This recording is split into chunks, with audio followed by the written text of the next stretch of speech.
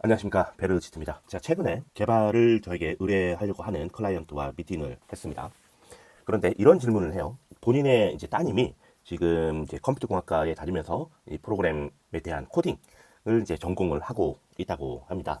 그래서 딸이 이번에 졸업을 하는데 어떤 식으로 개발에 대한 그 코딩 공부를 해야 좀 대기업이나 이런 데 좀 취직이 잘 될까, 이런 질문을 하더라고요.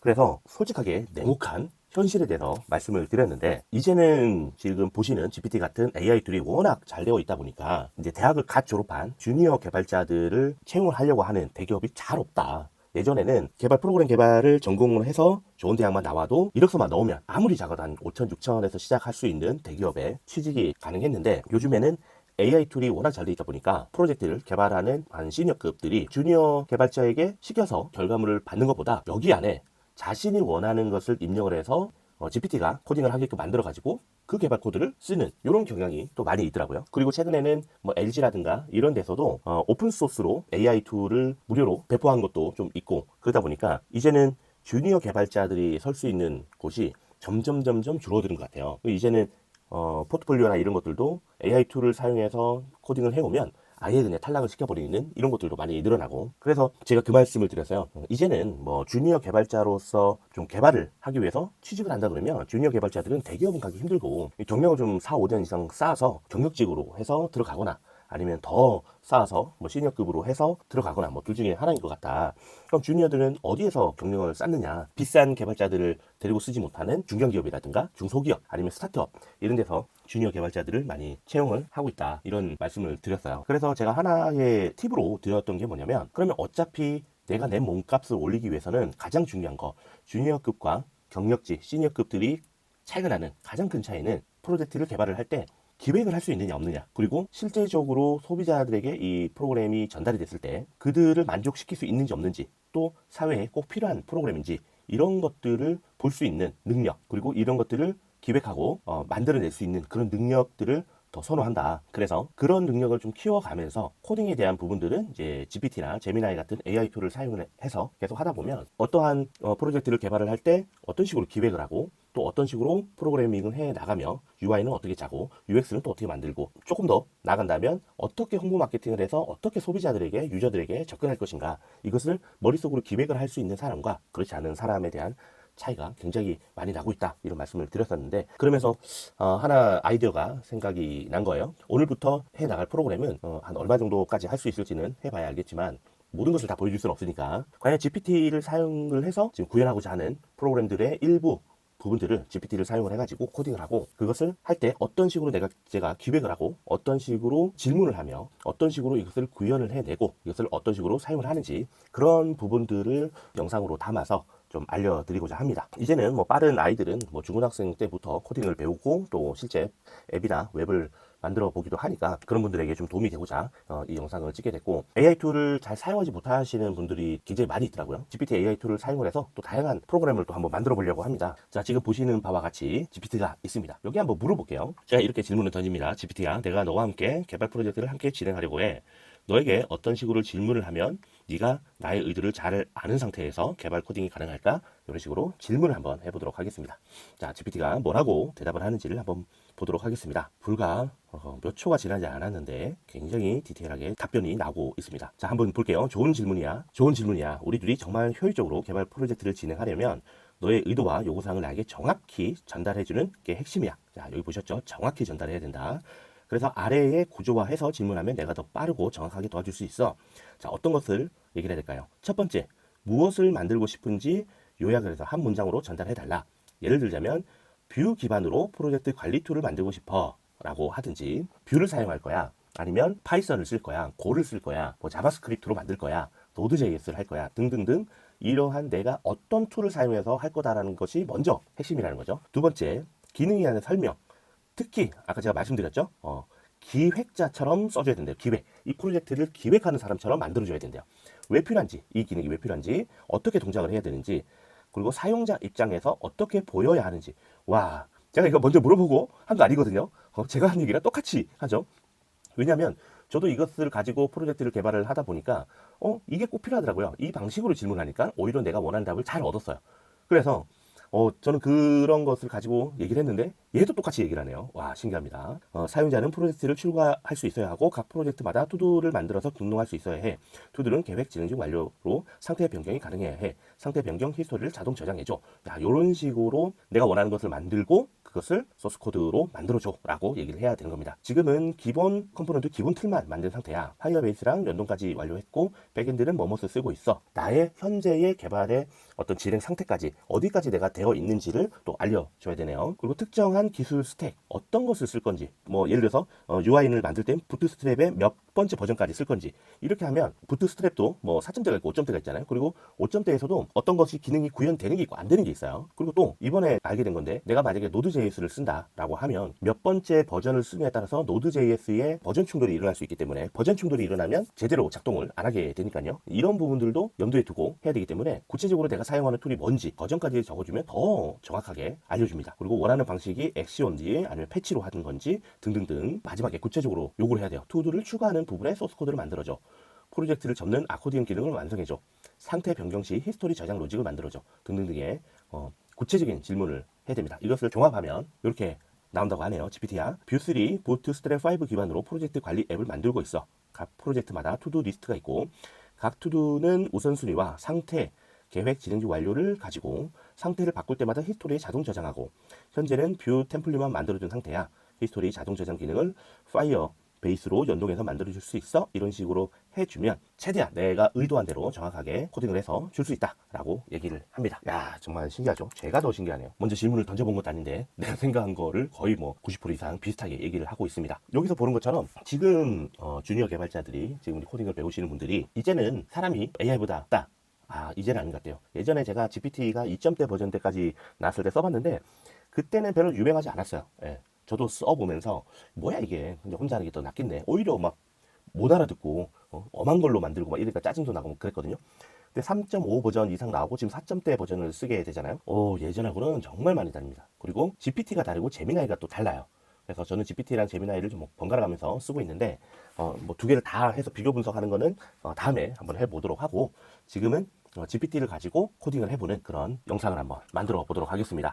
지금 제가 이런 프로젝트를 만들고 있어요. Vue.js 기반으로 코딩을 하고 있고, 또 프로젝트를 만들고 투두리스트를 만들고 이런 것들을 또 파이어베이스에 저장을 하고 이런 것들을 지금 개발을 하고 있는데, 제가 쓰려고 이제 만들고 있는 중이에요. 뭐 아이디어도 많고 또 다른 데서 클라이언트가 또 프로젝트를 의뢰하는 것도 있고 하다 보니까 그 수첩이나 다이어리, 스케줄러 이런 데다가 정리를 해놓고 쓰다 보니까는 이게 좀 웹상에서 공유가 안 되니까 내가 어디까지 작업을 했는지를 이 수첩이 없으면 또 까먹는 거예요. 그리고 그거를 메모툴이라든가 이런 데다가 정리를 했더니 이것도 불편해. 왜냐면 이것도 수기로 더 해야 되고요. 일반 스케줄러를 쓰니까 이것도 내가 원하는 대로 뭔가를 관리하거나 저기 하기가 힘들어. 그래서 만들자. 개발자니까 뭐 개발이 뭐겠습니까? 만들어 보면 되는 거죠. 그래서 만들자라고 해서 만들기 시작을 했습니다. 이런 식으로 똑같이 Vue.js 기반의 소스 코드가 있고 애너타임이라고 이름을 붙였어요. 그래서 진행 중인 프로젝트 추가, 그 다음에 뭐 접고 펼치기, 이 아코디언 기능이죠.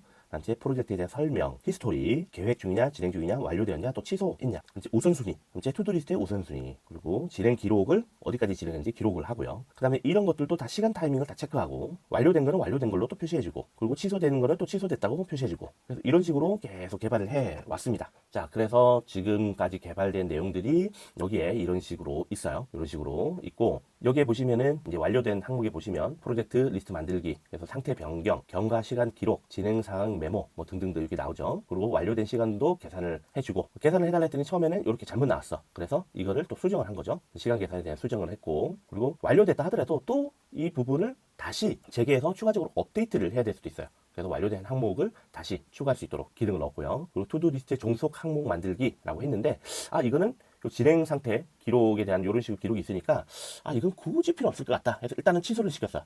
삭제를 시켰는데 또 모르죠. 나중에는 요것을 약간 내용을 바꿔가지고 또 다시 만들어 볼 수도 있으니까 이것도 당연히 이제 재개를 할 수 있죠. 그래서 이거는 삭제됨이라고 나옵니다. 각 프로젝트별로 아코디언식으로 적게 해줘. 그 아코디언이라는 악기 아시나요? 그 예전에 어디죠? 그런 데서 유럽에서 스코틀랜드 뭐 이런 데 보면 많이 나오잖아요. 접었다 폈다 이러면서 이게 에어펌프를 줘서 피리를 불거나 또 아니면은 건반을 하는 그런 걸 아코디언이라 그러는데, 지금 이것도 이게 그런 식으로 접었다 폈다 하는 겁니다. 그러니까 기획자라면 이런 기능이나 이런 요소들을 알고 있어야겠죠. 이게 이런 식으로 계속 늘어져 있으면 프로젝트가 이렇게나 많은데 이 프로젝트별로 다 이렇게 풀어져 있으면 어때요?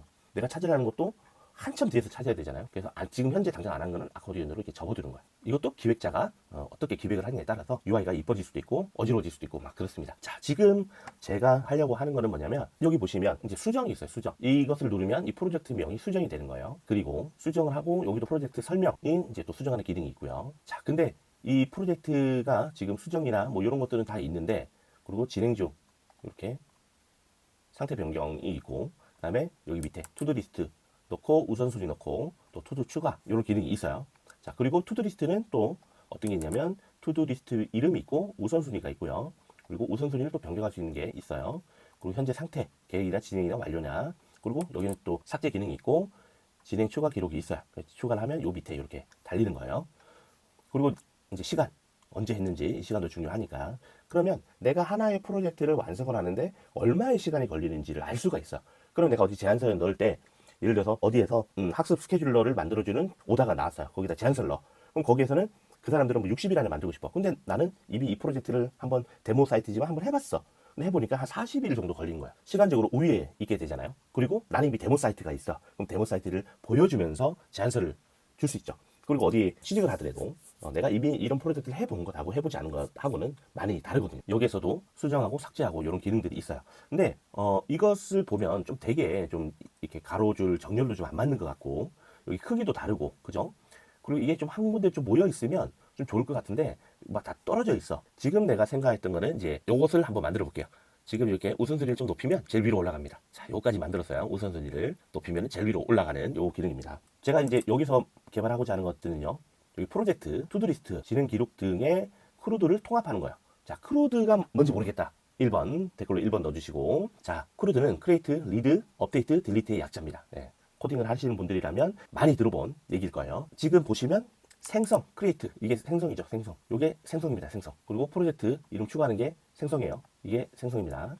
자, 위에 프로젝트를 따지면 프로젝트 개설하기, 이게 크리에이트입니다. 네, 생성하는 거죠. 자, 그 다음에 R, 리드, 보이게끔 만드는 거죠. 보이게끔 이런 식으로 UI를 말합니다. 보통은 UI와 표시되는 방법, 탭을 리스트로 만들 것인지 차트를 만들 것인지 뭐 그게 보일 수 있게끔 리드하는 방법이고요. 업데이트, 이거는 이런 식으로 이것을 가지고 업데이트를 하고 할 수도 있고, 기존의 내용들이 추가가 되거나 이런 내용들이 업데이트 변경이 됐어, 수정이 됐단 말이에요. 이 수정되는 것 자체를 다 업데이트라고 합니다. 이렇게 됐을 때 어떤 식으로 액션할 것인지, 여기서는 뭡니까? 수정이 되면 파이어베이스의 DB에 저장을 하게 됩니다.